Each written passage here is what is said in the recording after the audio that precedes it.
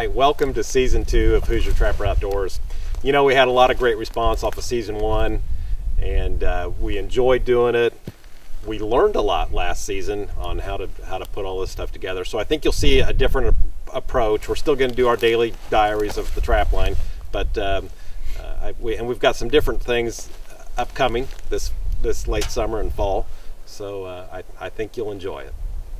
Yep. Like Charlie said, we are doing some different things. We've definitely put the time in that we, the effort in, and sitting all behind the computer for hours. So hopefully we can put something that's entertaining for you together here. So thanks for watching. Well, we got some more traps to check and some more shows to make, so hope you enjoy.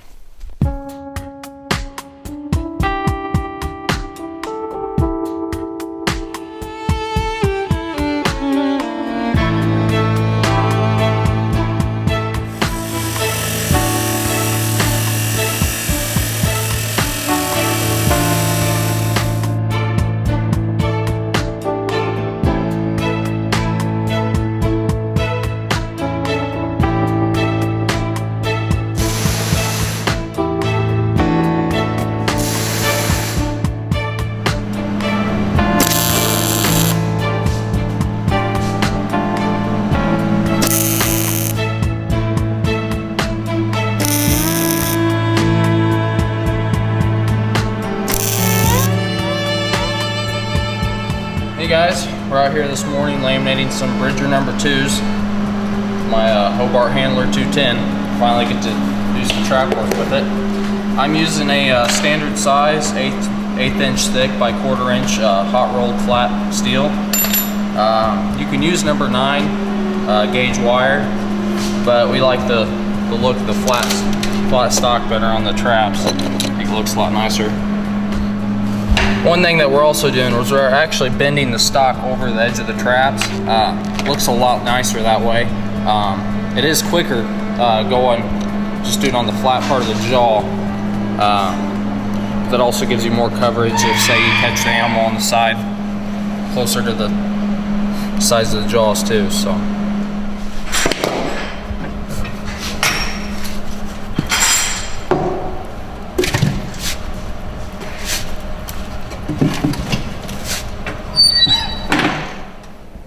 Sitting here getting ready for Arkansas and out-of-state trips, and drags to me are always just a pain. You got 10-12 foot of chain, they get rusty, they're hard to deal with, they're hard to dye. The only reason I'd want to dye them maybe is to keep the rust under control. So what we decided, we're just going to wax them, and it's still a little bit of a pain.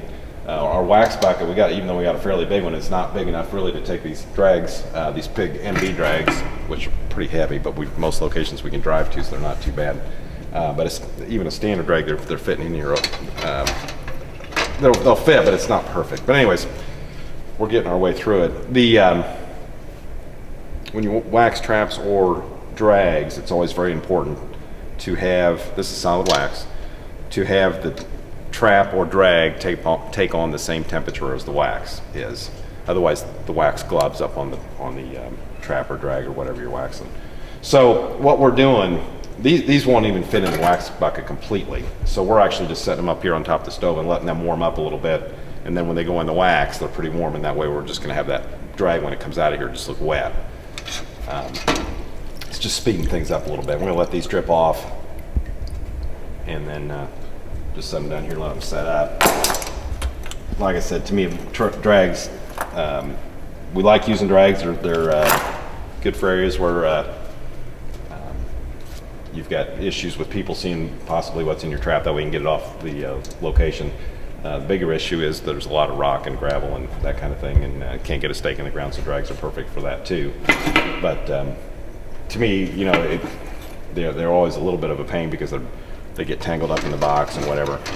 We use 10 to 12 foot of chain on drags. We like a little longer chain. The animal's more likely to get hung up quicker, and we'll show you some on the line footage with drags too. But anyways, that's what we're doing right now. So if we pre-warm these up, they don't have to stay in the wax quite as long. And also, as you see, this drag's not fitting in here completely, so we got to flip it around to get it fully coated. One thing too about wax, it's dangerous. It will catch on fire. It's got a flash point to it. As you can see, I spilled a little bit of wax on the stove right now, and it could flash a flame here. But anyway, so you got to be really careful with wax, and you don't leave it unattended, or it will go up. So.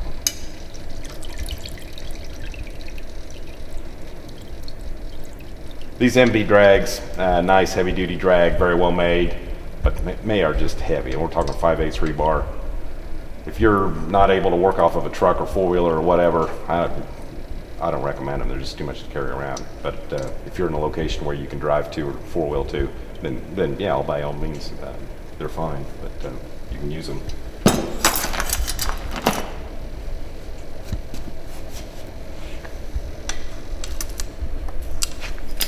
But these standard 3/8 inch rod or smooth rod, they hang up very well, work very well.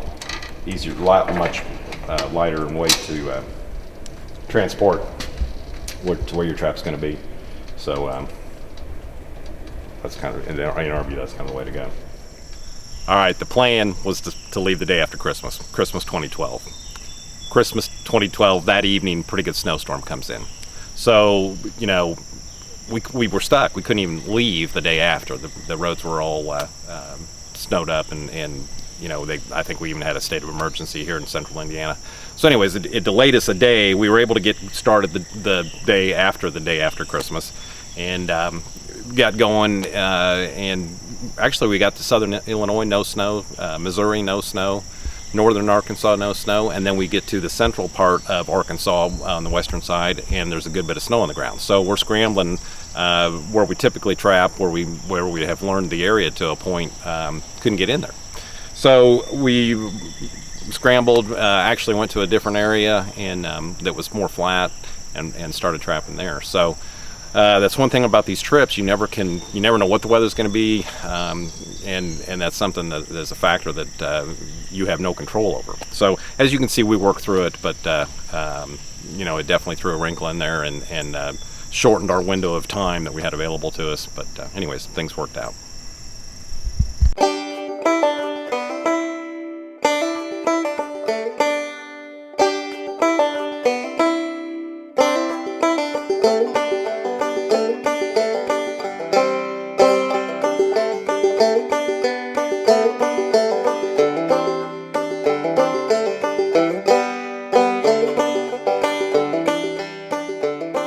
Hey, it's our first day out here. Finally getting the chance to get out and set some traps. Hopefully we're gonna have some luck tomorrow. We've just been delayed with weather issues, snow. We're going up on some mountains, some areas where we wanted to get to, but you know, with the weather conditions, we didn't want to slide off the mountaintop. So Yeah. It's kind of funny because we're driving here. You know, we go through Indiana. We got Mount Blizzard at home. Yeah, well, we got blizzard at home, Indiana. Driving through Missouri, no snow.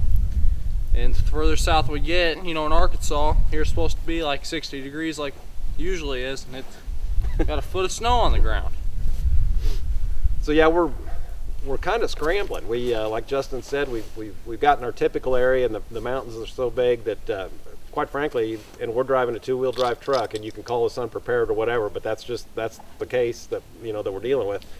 Typically we wouldn't have to deal with this. So anyways, we backed out of that, got into an area that's a little more flat, and so we're here setting traps, see what happens. This is completely new. This is kind of back to our going in blind days. So you know, we're just kind of learning it again, but that we'll just have to adapt, and hopefully the snow will get off of here. We're already down at this point to 6 check days just because the weather has delayed us so much. Got to get Jake back to school. That's not that important. But anyway, anyways, we're just kind of making it up as we go and making the best of it and having a good time. Let's catch something.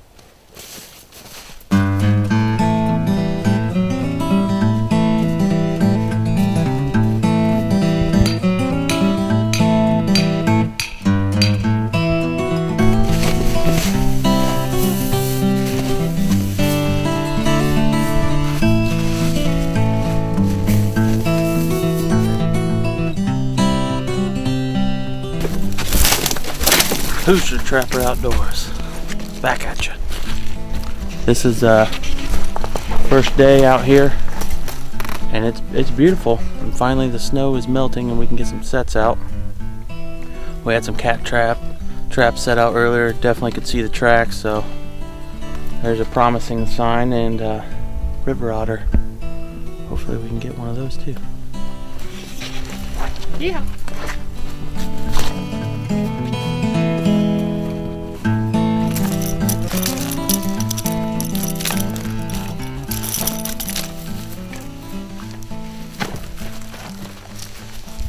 Just got this set in here along this road, this lane.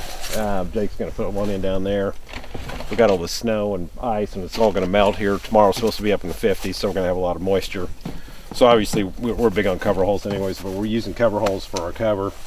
Put a little bit of dirt over the top to get them to blend in, and we don't always do that, but there is some good, not dry dirt here, but not too bad either. So that's what's up. Typical dirt hole set. You know, one thing when I see guys trap and they got all their equipment spread all over the place, and they're over here picking this stuff up and over here. If you keep everything right by you, it seems simple, but that way it's right here. You're much more efficient. You get your stuff in. You're in and out of your basket quicker, and it's all right where you need it. So that's just something to keep in mind. All right, guys.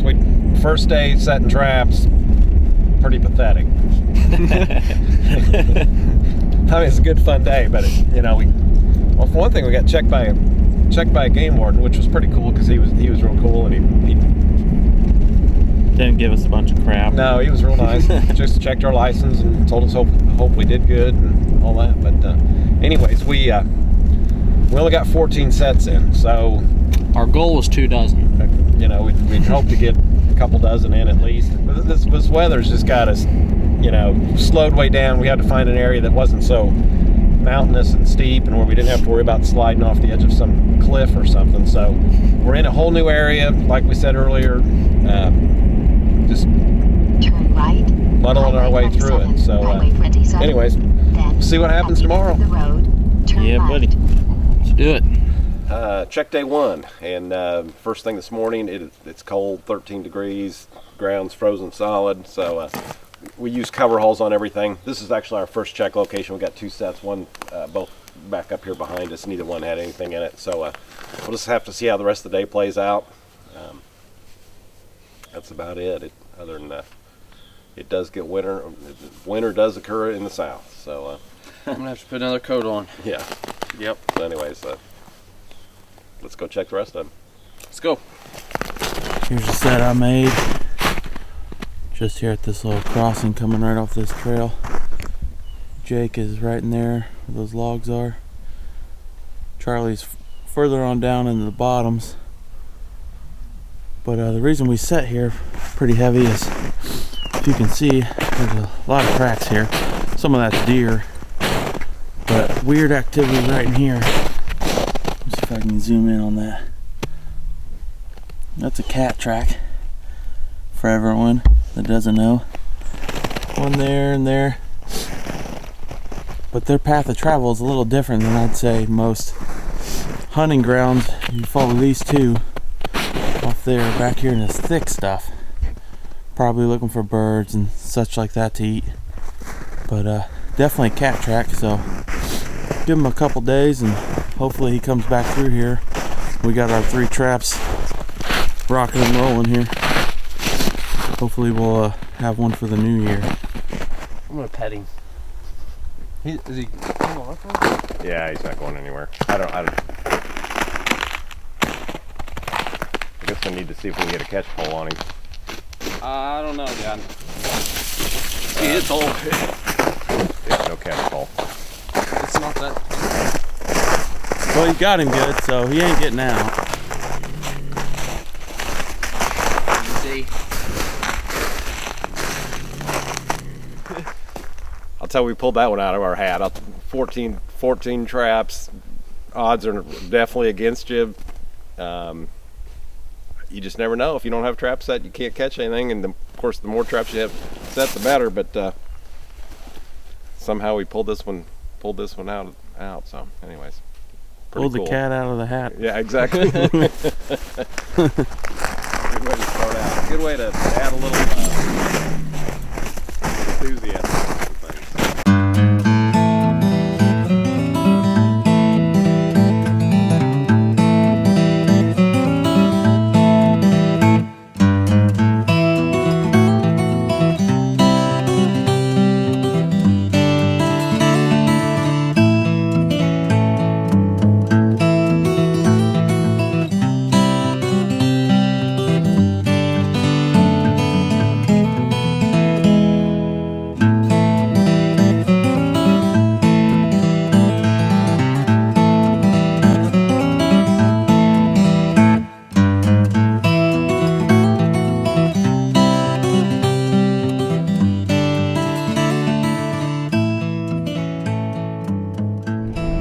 All right, here's the end of setting day 2, first day checking. One Bobcat this morning, of course. Once again, it's dark. We're driving back into town, go back to the hotel. We got 34 sets out total. So, right, so what I said, 34.